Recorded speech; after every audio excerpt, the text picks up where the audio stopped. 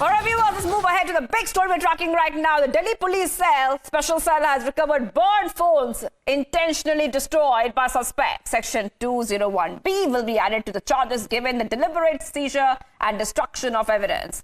Fleeing to Nagaur, now the accused aim to eliminate evidence. Burned phone components will undergo this forensic examination.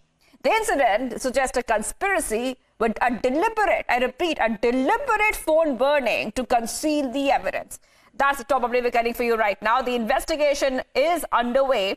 And what we see right now are top updates coming in where the mobile phones of the 4 attackers, they were found burned. This is a concerning development following the security breach at Parliament. The authorities who are investigating this entire situation which took place, they've recovered the mobile phones of all the 4 attackers. And these devices, which you can see on the right hand of your screen, they were found in that state that you see, completely burned and in a broken condition. So the mystery around this incident is continuing. We're getting these top updates coming here to Public TV, where the Delhi Special Police Cell has recovered the burned phones, which were completely destroyed by the suspects. Akil is joining us live right now. Akil, I'm coming to you. Akil, you know what we see right now are many questions which everybody has on their mind. Who are these people? We know a bit about them already. But as the investigation goes on, the question is, what was their motive? What were they trying to do? And why did they burn their phones? Why did they destroy their phones? Akil, I'm coming to you for the latest we're getting on the investigation.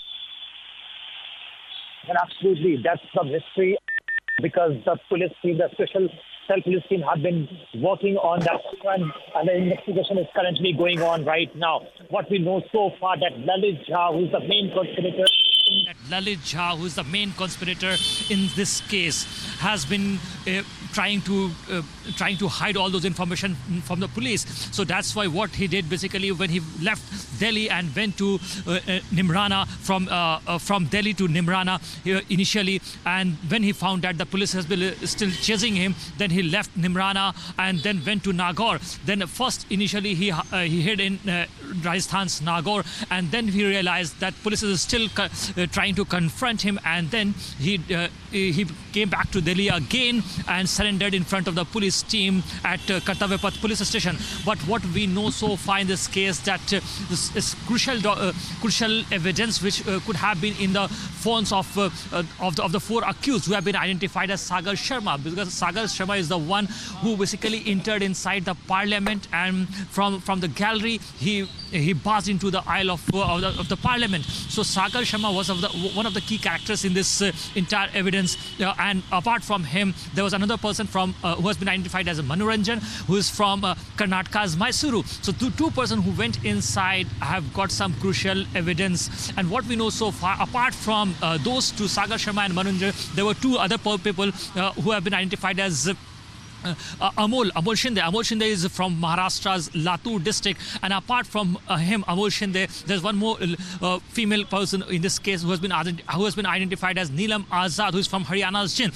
So if you see the entire case, there are 4 people who were basically entered inside, 2 entered inside Parliament, who were protesting at that time, and 2 were outside the Parliament.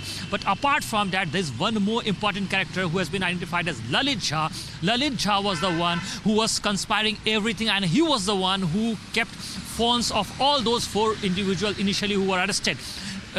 Right now, what we know so far, that Lalit Jha not only kept their phones, but he took their phones and went to Rajasthan's Nagaur, and there he destroyed all those 4 phones and burnt all those 4 phones to destroy the evidence. And that's a major concern for the Delhi Police Special Cell. Right now, what we know so far, that FSL team, the team investigating, the forensic team, has been trying to recover all those data, because the team which has been working on it has said that if they won't be, if the motherboard of that phone is destroyed, then it would be tough to recover all those data from those phones. But right now, still it's not clear that the phone of Lalit Jha. Police is trying to discover the phone of Lalit Jha. So once Lalit Jha's phone will also be recovered, then only we will get to know about the crucial details that what basically transpired in all those different groups through which they were connected. Because what we know so far, that all those 5 key accused in this case have been connected through different WhatsApp group, and they have been sharing information on those front itself. Apart from all those 5 characters, there is one more character who has helped Lalit Jha, the main conspirator in this case, to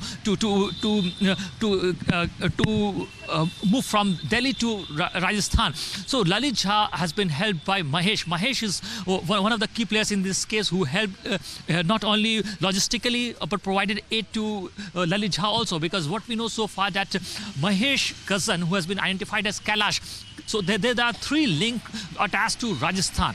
So Mahesh cousin Kailash has helped Lalit Jha to go there and provided support over there. So there have been 2 links from 2 different states. One is from Rajasthan and another is from West Bengal. So what we know so far, that Lalit Jha was not in Delhi when the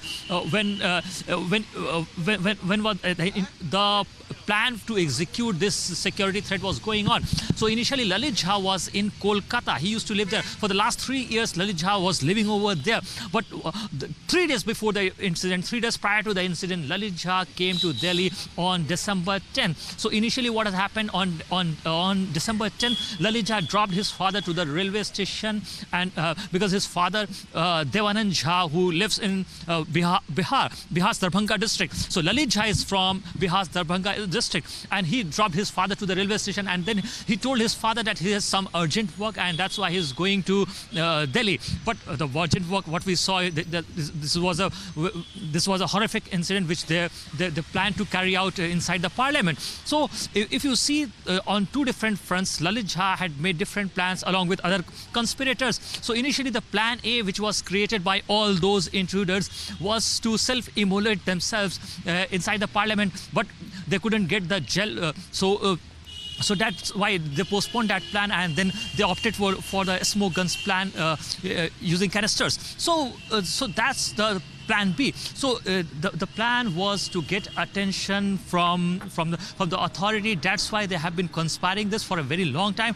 What we know so far from the Delhi Police Special Cell team, that they have been working on this plan for approximately 1.5 years. So right now, as per our sources, once the investigation will be completed, then only we'll get to know about the clear picture, why they were doing it, what was their motive, and why 7 to 8 people who have been involved in this case right now. Is there any larger link? Is there any larger conspiracy attached to it? So those things will be clear very soon, because right now 6 people are in the police custody, and apart from him, 1 person is also detained in this case who has been identified as Kailash. So police team is the special Delhi Police Special Police team and other agencies have been constantly trying to get information and interrogating all those accused. And what we know so far from our official sources, that some of the accused, 2 or 3 of the accused, are very hardliners. They have got a very clear ideology, and 2 or 3 of them have not got clear ideology on those fronts, because when